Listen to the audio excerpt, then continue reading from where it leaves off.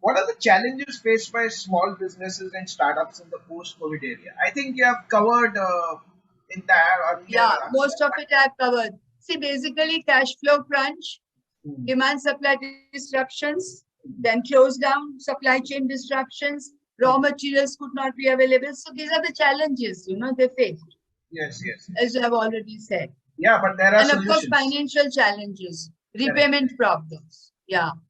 But there are After solutions, 2 years and to, we will elaborate in the next slides here.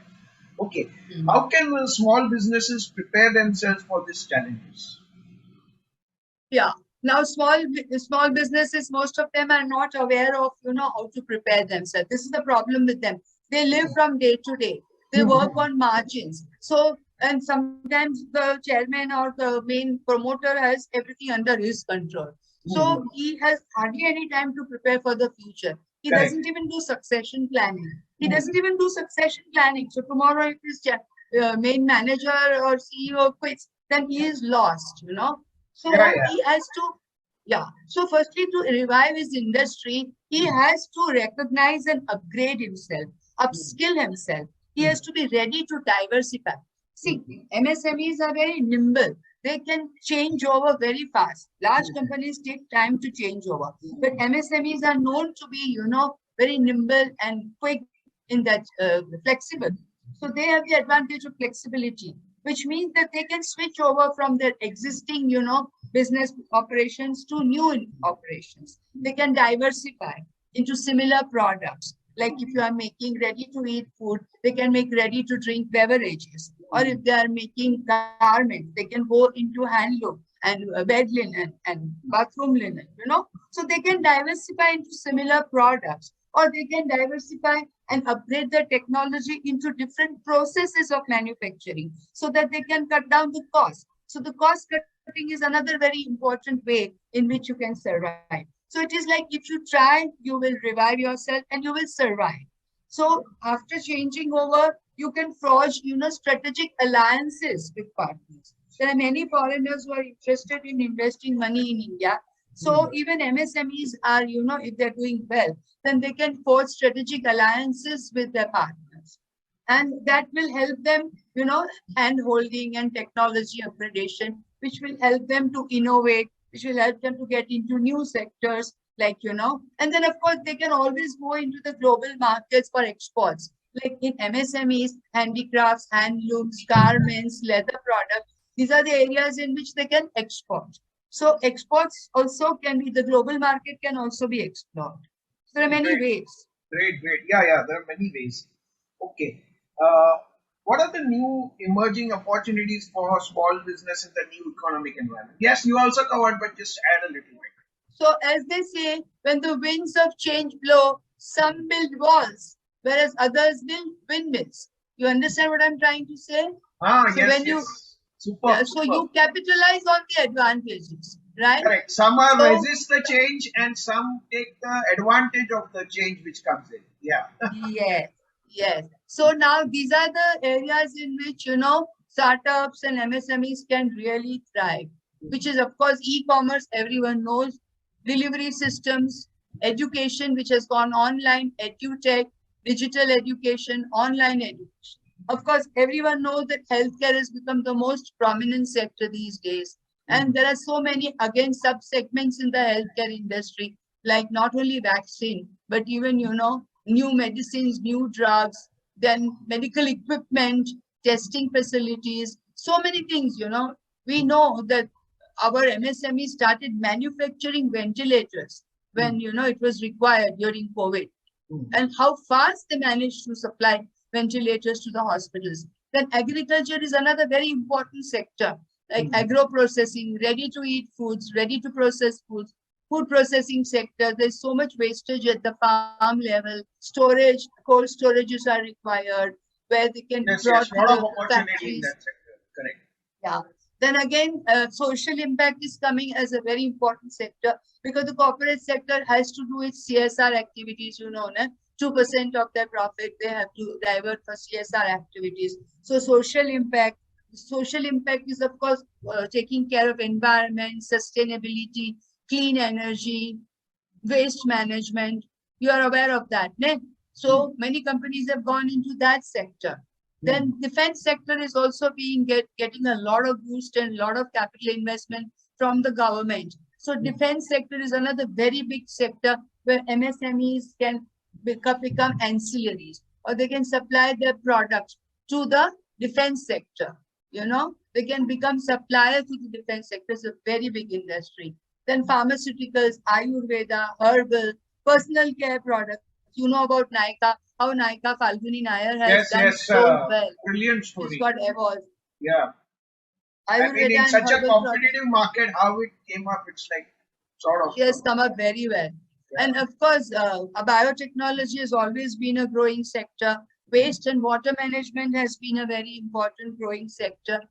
So these are the sectors. Now I can go to the next slide and show you that what are the opportunities in the large scale sector. See, in the large scale sector, these are the sectors where MSMEs can tie up with the large enterprises like This is energy, actually clean a less energy, wind risky energy, strategy solar also. energy, Yes, then yes. mobility, that means mobile apps, space research, oil and gas, textile, where government is focusing a lot on oil, gas, and even textile. Textiles has always been the domain of MSMEs, as you are aware.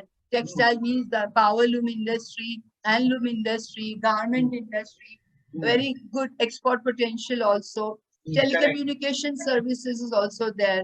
And Correct. you know how this, 5G and 4G and everything has gone, on the phone. Everything is available on the phone. So telecommunication and back office operations for that industry have also done well.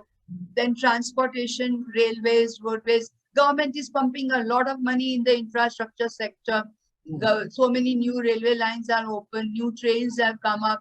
Of course, the metro is there. So you can become suppliers to all these large industries. Then there is scope in import substitution, like supply chain for components, even small components which you supply to automotive sector, or even, car batteries. So many new products are coming up every week or every day. Then, of course, rural markets is another area. So these are the opportunities in the large scale sector. Yes, yes. Okay. I think import substitution is government is really very much promoting it. Make in India. Yeah. Okay, Yeah. okay. Yes, Atmanirbhar Bharat. Yeah. yes. Okay. We move to the one. What is the formal definition of MSME as defined by Government of India? Change. I will show you a graph where you can get a snapshot of the new definition. See, earlier the definition of MSMEs was in two sectors, manufacturing sector and services sector. And the cutoff was on investment in plant and machinery. So what you had investment in your plant and machinery, not building, not land, only plant and machinery, machinery and a little bit of fixtures, but not So it land or was building. actually not very, conforming with the new reality. Correct. Yeah. Yeah, Carry on. because see, the MSMEs were also growing at the same time. Yes, yes. MSMEs were growing. So since MSMEs were growing, you had to, expand the limit. So from a small, there was investment was only about, 5 crore. Now they have made a dual criteria, investment in plant and machinery as well as turnover. So that you have to abide by both the criteria, investment in plant and machinery as well as turnover. So the micro is any unit which has investment in plant and machinery up to 1 crore and at the same time has turnover up to 5 crore. That would be micro. Then small would be any unit which has an investment between 5 crore and 10 crore in plant and machinery, but at the same time turnover should be between 5 crore and 50 crore. You are getting me? Yes. So Yeah. basically, So now yeah, the correct. small has also grown. It has become almost up to 50 crore. You can be still considered as small and you can take advantage of all the benefits. Then medium. Medium, It is in fact medium more than scale 90, almost 90, 95% of them will be covered. from at least this micro, small, medium? Micro is only almost 95-96%. Oh. Small is not even 10%. Uh-huh. Medium is 0.001%. So medium is that figure if people want, I can give. Medium investment is up to 50 crore. Up to 50 crore investment in plant and machinery Wow. will come under MSM. Hmm. And turnover up to from 50 crore to 250 crore. So Oh. up to 250 crore turnover, you can still be within the sector and reap all the advantages. So, in short, the majority of the industries are getting preferential, treatment, from you can say, in terms of all this. Yeah, carry on, carry on. Yeah. Okay. So, we have covered the definition, and the viewers can note it down. They can take a screenshot also of this. Okay. Yeah. What is the definition of startups? This is the definition of startup for Startup India portal. See, Government of India's definition for startup is two types. Okay, One okay. is for getting most of the services like mentoring services, acceleration, seed funding, small things like going into an incubator, developing a prototype, developing proof of concept, putting your ideas into actually concepts. So the definition for registering on Startup India portal is that it should be an entity, it should be registered in India, and it should have been only started 5 years back with an annual turnover not exceeding 25 crore in the preceding financial year. These are the two criteria that the unit has to meet with. Okay, 5 years and 25 crore in turnover. It could be less, It's up to 25. quite, I would say, liberal. Yeah. Yeah, in both Then in terms of number of again, years and the turnover. Yeah, carry on, carry on. but in 5 years, nobody is going to reach 25 crore. So Yeah, 5 years from inception, from starting maybe proof of concept and maybe commercialization. After that, correct, they will start counting 5 years. correct. It's not that at the idea stage, they are not going to count because idea stage and prototype stage takes time. Yeah, But yeah. it's better to be in an incubator. So your, time starts with the incubator. So they will give you a formal certificate that you are a startup and you have joined an incubator and you have spent 5 years. Okay. Yes, yes. Then it should be working. The most important thing in a startup is that it should be working towards innovation, development of new product, deployment or commercialization of new processes, new products, or services driven by technology or intellectual property. So you should be in a area which is new, or it is a new process, or it is a new way of doing things, or it's a need which was unmet, and it should be driven by technology because there's always emphasis on that. You can always have your patent. The entity should not be formed by splitting up or reconstruction of a business which is already in business. It cannot be that it is a part of an existing business. It should be a completely brand new entity. Okay? Correct. Otherwise, big companies will just keep starting subsidiaries and taking advantage of all these. The moment 5 years are over, you will start becoming another non-startup. But for DPIIT, that is for financing, there is another definition, that is Department for Promotion of Industry and Internal Trade. Now I'll show you another definition. That is definition of startup. This is under Startup India portal.